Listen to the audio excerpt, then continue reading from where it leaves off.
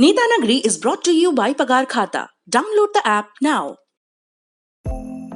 कर्मचारियों की हाजिरी हो या वेतन, हाफ डे हो या नाइट ड्यूटी, सबका रखो पूरा हिसाब। पूरे स्टाफ को मैनेज करो एक साथ एक ही ऐप पर। डाउनलोड पगार खाता। अगर आपको पता चले कि doctor Chaudhary, your closing remark, आपने एक चीज पर बहुत जोर दिया। पिछले एपिसोड में डॉक्टर दिलीप मावलंकर आए थे पब्लिक हेल्थ पर बात करते हुए। उन्होंने भी बार बार ये कहा था कि कैसे अंग्रेजों के जमाने में डिस्ट्रिक्ट के लेवल पर पब्लिक हेल्थ ऑफिसर हुआ करते थे, स्ट्रक्चर हुआ करता था, जिसको हमने मेंटेन नहीं किया है, जिस पे ध्यान नहीं दिया गया है, पॉलिटिकल सिस्टम ध्यान नहीं दे रहा। मैं चाहता हूं कि पॉलिटिकल क्लास के पॉइंट ऑफ व्यू से भी और जनता के भी पॉइंट ऑफ व्यू से, क्योंकि जब तक हम भी एक सिटीजन के तौर पे वो प्रेशर बिल्ड नहीं करेंगे, वो अक्सर कहते हैं ना कि you get what you deserve and you deserve what you Aspire. वो इस तरीके से जो पूरी एक व्याख्या होती है कि आप किस चीज की मांग कर रहे हैं, आप मांग क्या रहे हैं अपनी सरकारों से। क्या आप अपनी सरकारों से साफ पानी मांग रहे हैं? क्या आप अपनी सरकार, और उसमें फिर वो वही चीजें जुड़ जाती हैं कि क्या आप इतने जागरूक हैं कि आप ये मांग कर सकें। तो सब चीजें आके शिक्षा और स्वास्थ्य के दो बेसिक खांचों पर टिक जाती हैं। आपकी क्या सलाह है ललन टॉप के दर्शकों के लिए, देश की जनता के लिए? How can we sensitize them, how can they be more aware, more involve in this? क्योंकि वही सबसे बड़ा प्रेशर ब्लॉक है। वो प्रेशर ब्लॉक काम करेगा तब डॉक्टर चौधरी और डॉक्टर पानीग्राही और डॉक्टर शर्मा को सुनेंगी ये सरकारें। जब लोग ये कहने लगेंगे कि आपने इस देश के विशेषज्ञों से बात क्यों नहीं की नेताजी, आप क्यों लाल बत्ती में एम्बेसडर में पीछे बैठे रहे और फाइलें सरकाते रहे और भाषण देते रहे? आपको सब तो पता नहीं है ना। आपको ये भ्रम हो सकता है कि आप सर्वशक्तिमान और सर्वज्ञाता हैं, पर आपको नहीं पता है। भाई हमें नहीं पता ना, मेरा काम एज एन एंकर सवाल पूछना है, पर उन सवालों के जवाब तो आप लोग देंगे ना। तो ये चीजें सरकारों को तो समझ में आए ना ढंग से। तो ये कैसे होगा सर, ये बताइए। देखिए सौरभ, आपने बड़ा सवाल किया है और इसका जवाब शायद 2-3 मिनट में देने की कोशिश करता हूँ। देखिए, एक मैं मॉडल बताऊंगा। ये बहुत सारे लोगों को दिग्भ्रमित किया जाता है। नियो पॉपुलिस्ट और नियो लिबरल जो सरकारें हैं, ये जो नव उदारवादी सरकार जिन्हें हम कहते हैं, ये करते क्या है कि private public money for private profit. एक शब्द मैं इंश्योरेंस पे कहूंगा, डॉक्टर पानीग्राही कह रहे थे। देखिए, इंश्योरेंस का एक बेसिक मकसद हमें ध्यान देना चाहिए, वो होता है प्रीमियम। प्रीमियम कौन पे करता है? प्रीमियम शब्द से ही क्लियर है कि what it is. See, insurance also means that एक हमारे पास एक वो पूरी कंपनी होती है जिसके एम्प्लॉय से लेके और तमाम इंफ्रास्ट्रक्चर, नॉट ओनली बिजली, पानी, एयर फ्लाइट और हॉलीडे का खर्चा भी उसी प्रीमियम से आता है। और वो प्रीमियम या तो जनता पे करती है या जो सरकारें कह रही हैं कि पे करती है। देखिए, सरकार कोई एंटिटी नहीं है। कोई भी इंडिविजुअल जो आज हेड ऑफ द स्टेट है, money does not belong to him और हर इंटर जनरेशनली। वो हमारा पैसा है, वो आपका पैसा है, वो जो सड़क पे पॉलिश कर रहा है उसका भी पैसा है, क्योंकि वो भी नमक खरीदने पे भी टैक्स देता है। ये हमारी गलतफहमी है कि हम कॉर्पोरेट टैक्स पे जी रहे हैं, हम पब्लिक टैक्स पे जी रहे हैं। और वो नमक खरीदने वाला सबसे ज्यादा टैक्स देता है। पिछले 30 साल के इतिहास में अगर आप देखें तो सबसे ज्यादा जो कीमत बढ़ी है वो नमक की बढ़ी है। मेरे बचपन में नमक 50 पैसे किलो बिकती थी, आपके भी बचपन में वही बिकती हो। आज नमक 30 रुपए किलो बिक रहा है। 6000% ग्रोथ है नमक के प्राइस में, और नमक हर आदमी खाता है। गांधी का नमक आंदोलन इसीलिए फेमस है, इसलिए नहीं कि गांधी,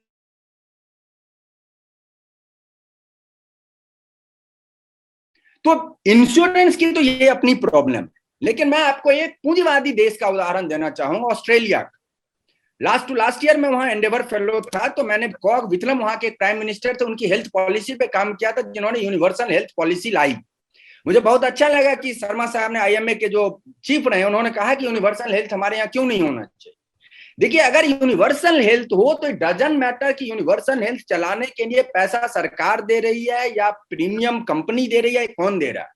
फिर ये सारा झमेला खत्म हो जाएगा कि मेरे पास अगर पैसा है तो मैं कॉर्पोरेट हॉस्पिटल में जाऊं, और अगर मेरे पास पैसा नहीं है तो मैं अस्पताल के सामने दम तोड़। तो यूनिवर्सल हेल्थ कवरेज हमें लाना चाहिए। और हिंदुस्तान में मैंने कहा था, एक सजेशन था कि कॉग विथलम की पॉलिसी देखनी चाहिए। वो 70 में सिर्फ 3 साल के लिए प्राइम मिनिस्टर रहे, उनको वहां से हटा दिया गया पोजीशन से। लेकिन उसकी पॉलिसी के बाद वो तो हट गए, लेकिन वहां की जनता में, क्योंकि वो 3 साल उसका बेनिफिट ले चुकी थी यूनिवर्सल हेल्थ केयर का, successive governments, right wing, left wing, liberal, more rightist, nobody could dare to touch their universal health care। Australia में अभी भी यूनिवर्सल हेल्थ केयर है, वो तो सोशलिस्ट गवर्नमेंट नहीं है, वो कैपिटलिस्ट गवर्नमेंट। सो ये जो पूरा लॉजिक है ना कैपिटलिस्ट और लेफ्ट और राइट का, ये प्रॉब्लम है जनता को बेवकूफ बना के, उनको आपस में लड़ा के, और वो एक बिल्ली और बंदर की कहानी हम बचपन में पढ़ते थे, क्योंकि बंदर को रोटी तभी मिलेगी जब दोनों बिल्लियां लड़ेंगी।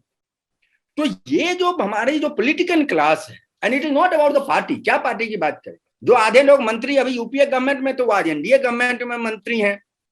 I do not hate them individual, लेकिन अगर आप स्ट्रक्चर के तौर पे देखें तो एक हम कहते हैं नेचर ऑफ रूलिंग क्लास, अभिजात्य वर्ग की एक कार्यशैली होती है।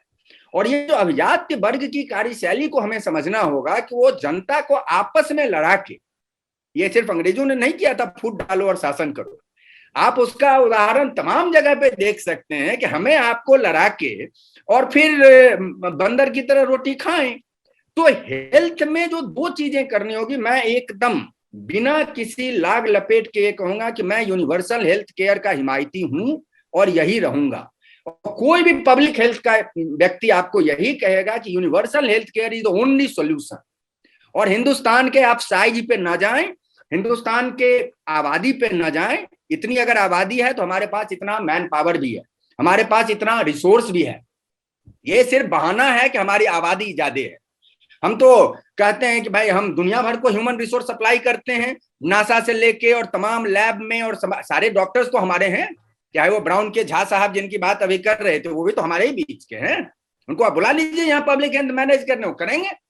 तो सवाल है कि अगर हम रोबोस्ट पब्लिक हेल्थ की बात करें और यूनिवर्सल हेल्थ केयर की बात करें, ये इंडिविजुअल डॉक्टर या इंडिविजुअल हॉस्पिटल की बात नहीं है, ये अपोलो, मैक्स या गंगाराम की बात नहीं है, ये बात एक मानसिकता की है कि भाई हेल्थ क्यों स्टेट की जिम्मेदारी नहीं हो। और स्टेट मतलब हम होते हैं, हम इसलिए टैक्स देते हैं 30% या 20% या 5%, या खाने पे लेके और नहाने तक हम टैक्स देते हैं, वो इसलिए देते हैं कि म्युनिसिपैलिटी हमको साफ पानी दे सके। लेकिन हमारी दुर्दशा तो ये हो गई है कि अब हमें लगता है कि गंदा पानी देना ही म्युनिसिपैलिटी की जिम्मेदारी है, क्योंकि हमारी मिनिस्टर्स आरओ बेचने लगे। मैंने आई फील असेम्ड, मुझे शर्म आती है अपने आप पे और अपने समाज पे कि हम कैसे इसको टॉलरेट कर लेते हैं कि आरओ का प्रचार एक कैबिनेट मिनिस्टर कर सकता है या कर सकती है। How? Safe drinking water provide करना under the 73rd and 74th constitutional amendment act, जो 73वां और 74वां संविधान संशोधन हुआ, उसके तहत जो अर्बन लोकल बॉडीज थी, उनकी ये जिम्मेदारी है कि वो साफ पानी मुहैया कराएंगे। भारत दुनिया का एकमात्र इकलौता देश है, वो विचित्र देश है, जिसमें म्युनिसिपैलिटी की ये जिम्मेदारी नहीं है कि वो साफ पानी दे। लंदन का कॉलरा आउटब्रेक याद करिएगा, कभी देखिएगा 1854 में, जब इंग्लैंड में पानी की सप्लाई में फीकल मैटर मिल जाने के कारण पूरा लंदन में कॉलरा फैल गया था। उसके बाद से ये रिफॉर्म हुआ और ये जिम्मेदारी म्युनिसिपैलिटीज की हुई कि वो हमें साफ पानी दें। हम म्युनिसिपैलिटीज को टैक्स देते हैं, हम एनडीएमसी को टैक्स देते हैं, डीएमसी को टैक्स देते हैं, ईस्ट दिल्ली म्युनिसिपल कॉर्पोरेशन को टैक्स देते हैं। क्यों देते हैं? क्योंकि वो हमें साफ पानी दे सके। तो अभी तो टैंकर्स की बात छोड़ दीजिए, जिनको नहीं मिल रहा है पानी। वाटर सप्लाई के बिना कोई पब्लिक हेल्थ नहीं होगा, ये भी आप जानते, और बिना सैनिटेशन के कोई पब्लिक हेल्थ नहीं होगा। हमने सिटी सैनिटेशन प्लान बनाना शुरू किया था 2012 में, सैनिटेशन पे काम हुआ, लेकिन जो कंपेयर करें, अगर आप जो पैसे एलोकेट किए गए एडवर्टीजमेंट का कंपेयर करें और एक्चुअल इंप्लीमेंटेशन में कंपेयर करें, तो खुद ब खुद सारी कहानी सामने आ जाएगी, मुझे कहने की जरूरत नहीं है। लेकिन सवाल यह है कि अगर हम आपको ये कहते हैं ना कि शर्मा साहब बहुत खराब आदमी है, जब तक उनको आप फ्रेम से बाहर नहीं करेंगे ना, तो हमारा सुधार नहीं होगा। तो आपको ये बेहतर दिखेगा क्योंकि वो सामने फ्रेम में दिख रहे हैं।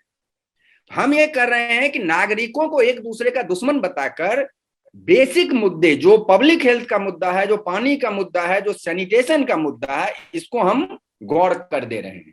और सारी डिबेट कंसंट्रेट हो जा रही है कि whether there is a corporate rebate और नॉट। मुझे कोई फर्क नहीं पड़ता, आप कॉर्पोरेट को रिबेट दीजिए, चाहे सारा चीज कॉर्पोरेट को बेच दीजिए।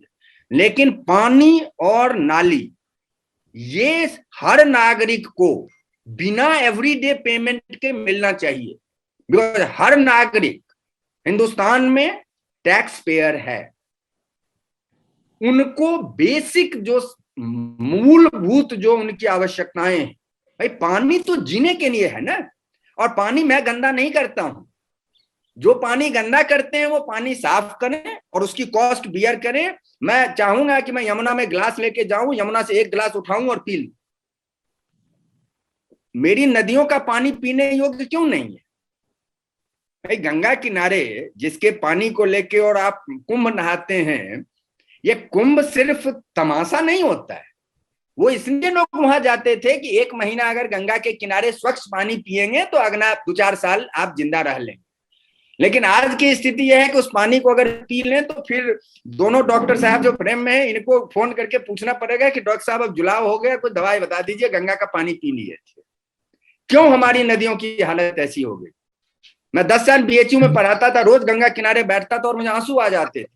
इसलिए नहीं कि मैं गंगा को मां मानता हूं, इसलिए कि एक नदी जिसने पूरी सभ्यता विकसित की 2500 किलोमीटर में, वो नदी आज ऐसी हो गई जिसका पानी मैं नहीं पी सकता हूं। मुझे गंगा के किनारे बैठ के बोतल में पानी खरीद के पी लूंगा। ये हमारी समस्या है और हमारे विवेक को सिस्टमेटिकली सत्ता के द्वारा खत्म किया जाता है। और मैंने उसका उदाहरण आपके पिछले सवाल के जवाब में दिया था कि कैसे किया जाता है।